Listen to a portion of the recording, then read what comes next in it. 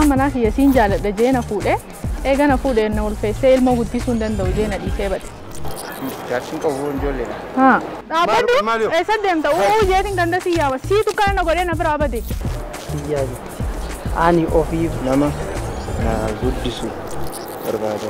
Obboleettiin qabdu. Inna lillahi wa inna ilaihi raaji'uun. Ilmooteeti jeetiin jee ganda kana hunda si gayyaa magaanamma. kubbaan.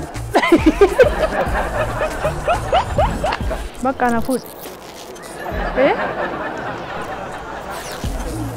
Obboleettiin qabdu ati. Firaanki kiraan dinda gobe. Firaanki miti firaanki maal dhaabbadhu niin jalaa iyyeetiin ganda si yaamaa. Saa jiruu akkanatti addoofte kanatti ulfa maal baantaa. Dhaabbadhu. Makiinaan andoosisin dhaabbadhu. Maraattuun si maraattuun aan jeen. Ilmoon tasaati.